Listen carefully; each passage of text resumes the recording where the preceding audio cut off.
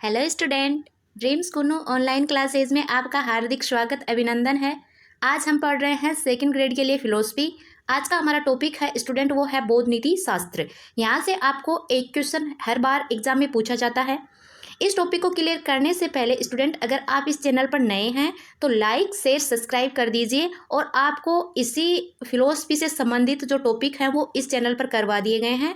आप अपने सिलेबस को देख लीजिए और उसके अकॉर्डिंग जो वीडियो आपको दिए गए हैं आप उनको वॉच कर लीजिए। चलिए, आज हम टॉपिक पर चर्चा करने से पहले देख लेते हैं स्टूडेंट कि आपको इस टॉपिक में से एग्जाम में क्वेश्चन है वो कैसे पूछे गए हैं, यानी प्रश्न पूछने का तरीका क्या है एग्जामिनर का इस टॉपिक में से। तो देखिए, पहला क्वेश्चन आपको पूछा गया था स्टूडेंट एग्जाम में कि चार आर्य सत्य के अनुसार ऐसा नहीं है, यानी आपको चार आर्य सत्य हैं बौद्ध नीति शास्त्र के, उनसे संबंधित क्वेश्चन पूछा गया है और वो दिए गए थे कि दुख है, दूसरा ऑप्शन था कि दुख शाश्वत है, तीसरा ऑप्शन आपके सामने है स्टूडेंट कि दुख का निरोध संभव है और चौथा ऑप्शन है कि दुख का कारण है। तो आप बताइए कि चार जो आर्य सत्य थे महात्मा बुद्ध ने दिए थे। हम आगे इस टॉपिक में सभी जो विषय हैं, चार आर्य सत्य हो, चाहे वो अष्टांगिक मार्ग हो, द्वादश नियम हो, सब पर चर्चा करेंगे।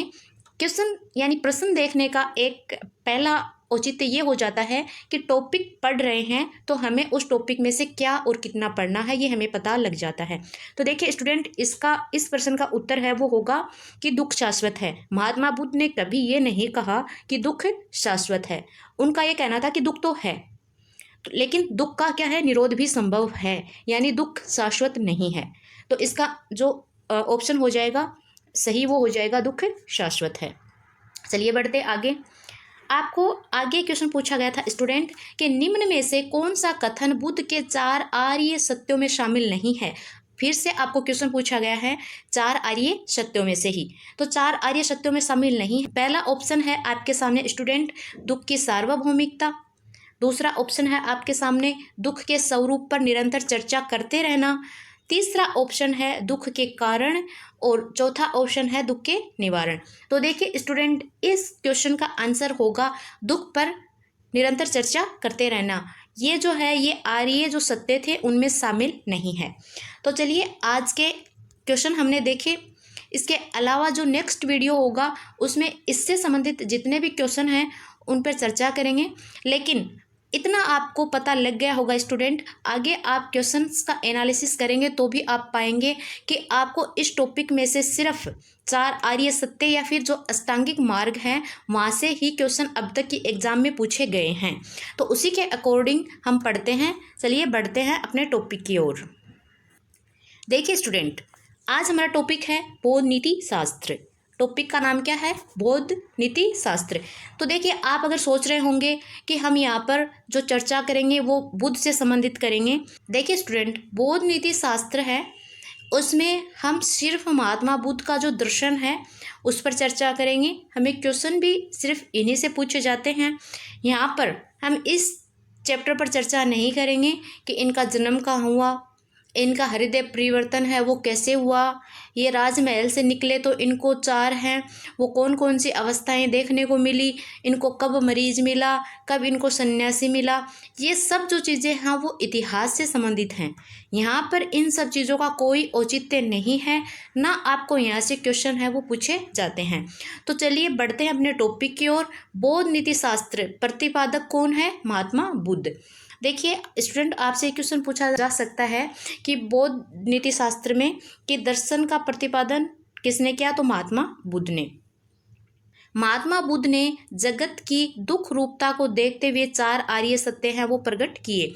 महात्मा बुद्ध ने जगत की दुख की एक रूपता को देखते हुए क्या किए थे? चार आर्य सत्य प्रकट किए। अब आपको स्टूडेंट यहाँ पर थोड़ा अच्छे से देखना है, आपको क्वेश्चन क्या पूछा जा सकता है। तो देखिए स्टूडेंट, आपको यहाँ से क्वेश्चन पूछा जा सकता है कि चार आर्य सत्य हैं, इनका आपको क्रम पूछा जा सकता है। तो आपको क्रम है वो ऐसा का ऐसा याद रखना है। दुख है, दुख का कारण, दुख का निवारण और दुख का निवारण के उपाय। आपको यही क्रम याद रखना है। अगर आप पीछे के क्वेश्चन पेपर उठाकर देखते हैं तो आपको ऐसा क्वेश्चन पूछा गया है कि इनमें से कौन सा तो चार आर्य सत्य हैं और कौन सा नहीं है, या फिर इनका क्रम देकर आपसे ये क्वेश्चन पूछा जा सकता है स्टूडेंट कि दुख, दुख का कारण, दुख का निवारण और दुख के निवारण के उपाय, ये इनका कर्म है। तो इनका कर्म आपसे पूछा जा सकता है। चलिए देख लेते हैं कि दुख है तो इसके बारे में महात्मा बुद्ध के क्या विचार हैं। तो सर्वत्र दुखम दुखम, अर्थात प्रत्येक स्थान पर दुख ही दुख है। देखिए महात्मा बुद्ध का क्या कहना था कि सभी जगह दुख है, यानी प्रत्येक स्थान पर क्या है, दुख है। हर सुख के साथ दुख छुपा हुआ है, यानी दुख हर सुख के साथ छुपा हुआ है। देखिए दुख कहाँ नहीं है। हमें लगता है कि हमें जॉब करनी है, तो क्या जॉब लगने के साथ हमारे सुख ही सुख होंगे? नहीं, उसके साथ भी दुख आएगा। कहीं पोस्टिंग होगी, कितनी समस्याएं एक जॉब के साथ आएंगी, लेकिन सुख के साथ दुख तो छुपा हुआ होता है। तो ये महात्मा बुद्ध ने यही कहा है कि सुख जो है उसके साथ भी दुख होता है, यानी सभी जगह क्या है, दुख है। उन्होंने अपना दूसरा आर्य सत्य क्या दिया था स्टूडेंट, वो दिया था दुख का कारण। और दुख का कारण में उन्होंने क्या दिया था कि प्रत्यय समुत्पाद, यानी द्वादश नियम भव चक्कर जिसको कहते हैं, आप इसको धर्म चक्कर भी कह सकते हैं। ये इन्होंने सिद्धांत दिया था दुख के कारण में। दुख का कारण प्रत्यय समुत्पाद, द्वादश नियम, भवचक्र नियम, या इसको आप कह सकते हैं धर्म चक्र नियम। महात्मा बुद्ध का यह आर्य सत्य कारण व सिद्धांत पर क्या है, आधारित है।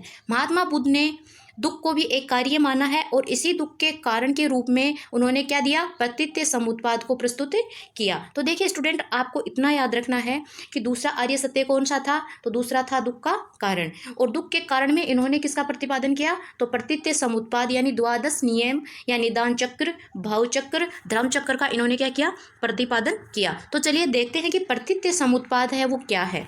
तो देखिए स्टूडेंट, ये दो शब्दों से मिलकर बना है। कि कितने शब्दों से मिलकर बना है, दो शब्दों से मिलकर बना है, प्रत्यय और समुत्पाद। प्रत्यय का अर्थ क्या होता है, एक के होने पर, यानी प्रत्यय जो शब्द है उसका अर्थ है एक के होने पर, और समुत्पाद का अर्थ है उसका होना, यानी एक के होने के बाद दूसरे का होना।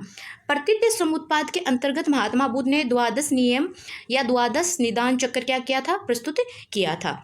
अब आपको स्टूडेंट देखिए, यहाँ से अब तक एग्जाम में कोई क्वेश्चन आपको नहीं पूछा गया है, लेकिन फिर भी हम इस जो प्रत्यय समुत्पाद के अंतर्गत जो द्वादश नियम महात्मा बुद्ध ने दिए थे उनको देख लेते हैं।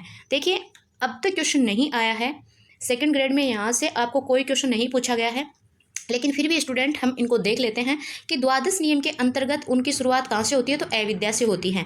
अविद्या यानी मनुष्य द्वारा अज्ञानवश कर्म किए जाते हैं, तो वो क्या होता है, अविद्या। फिर आता है संस्कार, कर्म फलों की छाप। अब जैसे कर्म कर दिए तो उनका फल तो भुगतना ही पड़ेगा, तो कर्म फलों की क्या हो गई, छाप। वो किस में आ गए, संस्कार में। उसके बाद में विज्ञान यानी चेतना, ठीक है। फिर है नाम रूप, माता के गर्भ में भ्रूण का विकास। फिर है सड़ापतन, स्पर्श, वेदना, तृष्णा, उपादान, भव, जाति और जरा मरण। यानी ये जो चक्कर है, ये जो चक्कर है स्टूडेंट, ये अविद्या से शुरू होकर जरा मरण यानी बुढ़ापा और मृत्यु तक आता है। तो आपको ये याद रखना है, द्वादश नियम है उनमें सबसे पहला कौन सा है, तो अविद्या। दूसरा संस्कार, विज्ञान, नाम रूप, सड़ापतन, स्पर्श, वेदना, तृष्णा, उपादान, भव, जाति, मरण। आपको सिर्फ ये याद रख लेना है, अगर आपसे कोई क्वेश्चन पूछा जाएगा स्टूडेंट, तो सिर्फ इनसे संबंधित देकर कि भाई द्वादश नियम या फिर निदान जो चक्र है उसमें से कौन सा है और या फिर इनमें से कौन सा नहीं है। आपको सिर्फ यही क्वेश्चन यहाँ से पूछा जा सकता है। अभी तक एग्जाम में यहाँ से कोई क्वेश्चन नहीं पूछा गया है। देखिए स्टूडेंट, तीसरा आता है, तीसरा आर्य सत्य है दुख का निवारण। तीसरा आर्य सत्य कौन सा है, तो तीसरा आर्य सत्य है दुख का निवारण। महात्मा बुद्ध ने दुख के निवारण के रूप में निर्वाण को प्रस्तुत किया। किसको प्रस्तुत किया स्टूडेंट, निर्वाण को। यानी तीसरा जो आर्य सत्य है वो है निर्वाण, यानी दुख का जो निवारण है वो निर्वाण से क्या है, संभव है। ये किसने बताया था, महात्मा बुद्ध ने। आपको यहाँ से क्वेश्चन पूछा जा सकता है स्टूडेंट कि जो महात्मा बुद्ध ने दुख निवारण के रूप में किसको प्रस्तुत किया, तो निर्वाण को। किसको प्रस्तुत किया, निर्वाण को। तो देखिए स्टूडेंट, आगे बढ़ते हैं। चौथा आर्य सत्य है वो है दुख निवारण के उपाय, यानी दुख के जो निवारण के उपाय हैं वो चौथा आर्य सत्य में महात्मा बुद्ध द्वारा बताए गए हैं। महात्मा बुद्ध ने दुख निवारण के रूप में अष्टांगिक मार्ग को प्रस्तुत किया। महात्मा बुद्ध ने चौथे आर्य सत्य यानी चौथा आर्य सत्य उन्होंने बताया था दुख निवारण, और इसके रूप में उन्होंने अष्टांगिक मार्ग को क्या है प्रस्तुत किया। तो देखिए स्टूडेंट, ये आपके लिए थोड़ा इंपॉर्टेंट है कि अष्टांगिक मार्ग हैं उनको आपको सीक्वेंस से याद रखना है, यानी क्रम से उनको याद रखना है। आपके दिमाग में ये रहना चाहिए कि कौन कौन से अष्टांगिक मार्ग हैं वो महात्मा बुद्ध ने बताए हैं। तो पहला उन्होंने बताया था कि सम्यक दृष्टि। पहला क्या बताया था? सम्यक दृष्टि, यानी जगत को देखने की हमारी दृष्टि है वो कैसी होनी चाहिए? उचित होनी चाहिए। अर्थात दुख रूपी जगत सुख रूप ना समझे। आपको जो है वो आपके दिमाग में रहना चाहिए कि इस जगत में सब जगह क्या है? दुख है। तीसरा है सम्यक संकल्प, यानी दृढ़ निश्चय, मोह माया से दूर रहना। ये आपका क्या होना चाहिए? संकल्प होना चाहिए। तीसरा उन्होंने बताया था सम्यक वाक्य, यानी उचित वचन, यानी उचित वचन है वही बोलने चाहिए। चौथा उन्होंने बताया था सम्यक क्रमांत, यानी उचित है वो कर्म करने चाहिए, जो कर्म उचित नहीं है उनको हमें नहीं करना चाहिए, यानी चोरी करना, हत्या करना, ये जो आपराधिक कर्म है ये हमें नहीं करने चाहिए। सम्यक आजीवक, जीविकोपार्जन का साधन है वो भी कैसा होना चाहिए? उचित होना चाहिए। सम्यक व्यायाम, आप व्यायाम से बाबा रामदेव वाला योगा ना समझे। व्यायाम का अर्थ होता है अभ्यास, यानी जो ऊपर आपको बताए गए हैं वो मार्ग हैं उनका बार बार आप क्या करें? अभ्यास करें। यानी सम्यक संकल्प, सम्यक वाक्य, सम्यक क्रमांत, इन सब का आप क्या करें? बार बार में अभ्यास करें। सम्यक स्मृति, यानी जीवन की दुख रूपता का सदैव स्मरण रखें, स्मृति में रखें कि इस संसार में सभी जगह क्या है? दुख हैं। सम्यक समाधि, इस अवस्था में मनुष्य को अपनी संपूर्ण इंद्रियों का पूरी तरह से संयम और चार आर्य जो सत्य हैं उनका ज्ञान होना चाहिए। ये क्या है? सम्यक समाधि है। यानी सर्वत्र दुखम दुखम, यानी शुरुआत किससे होती है? दुख से, लेकिन अंत किससे होता है? समाधान में होता है। और यही भारतीय दर्शन की क्या है स्टूडेंट? विशेषता है। बोध के त्रिरत्न, देखिए स्टूडेंट, त्रिरत्न आपको याद रखने हैं, वो है प्रज्ञा शील समाधि। प्रज्ञा शील समाधि, शुरुआत के जो दो है स्टूडेंट, सम्यक दृष्टि सम्यक संकल्प, सम्यक दृष्टि सम्यक संकल्प, ये किस में आते हैं? ये आते हैं प्रज्ञा में। ये किस में आते हैं स्टूडेंट? तो ये आते हैं प्रज्ञा में। सम्यक दृष्टि सम्यक संकल्प किस में आते हैं? प्रज्ञा में आते हैं। बाकी तीन ये जो हैं, सम्यक वाक्य, सम्यक क्रमांत, सम्यक आजीवक, ये तीन, और आगे वाले तीन सम्यक व्यायाम, सम्यक स्मृति और सम्यक समाधि, ये जो है समाधि वाले तीन, यहाँ से एक मिनट देखिए, यहाँ से ये जो तीन है सम्यक व्यायाम स्मृति और समाधि, ये आते हैं समाधि में, और इससे ऊपर वाले जो तीन हैं वो आते हैं शील में। ये क्या है? बोध के त्रिरत्न थे। बुद्ध के जो त्रिशरण थे वो थे बुद्ध धम्म संघ।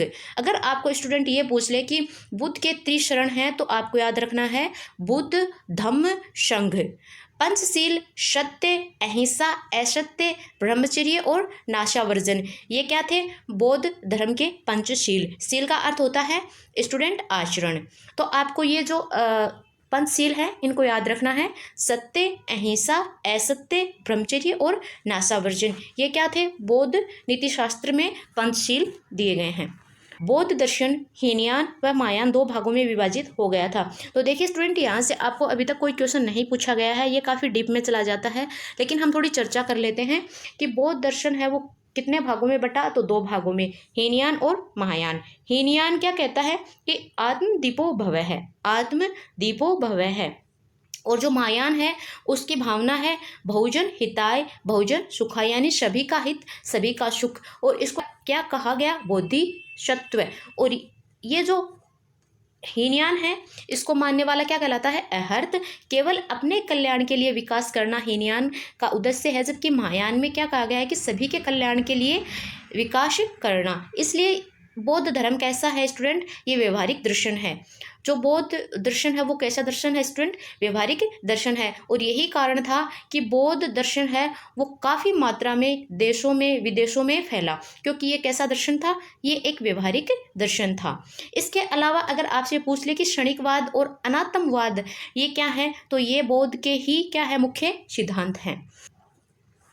देखिए स्टूडेंट, इस टॉपिक में यानी बौद्ध नीति शास्त्र में हमने पढ़ा बौद्ध दर्शन का प्रतिपादक कौन है? महात्मा बुद्ध है। फिर हमने चार आर्य सत्य देखे। चार आर्य सत्य से ही अमूमन आपको क्वेश्चन पूछे जाते हैं। आपको सीक्वेंस याद रखना है, दुख है, दुख का कारण, दुख का निवारण और निवारण के उपाय। इसके अलावा हमने द्वादश नियम देखे थे और लास्ट में हमने ये देखा था कि अष्टांगिक मार्ग और फिर जो त्रिरत्न त्रिशरण, और इसी के साथ में हमने अपना टॉपिक है वो क्लियर किया था। तो देखिए स्टूडेंट, आज के इस टॉपिक में इतना ही। नेक्स्ट हम पढ़ेंगे गांधी जी का और जय नीति शास्त्र। तब तक के लिए धन्यवाद। जय हिंद, जय भारत।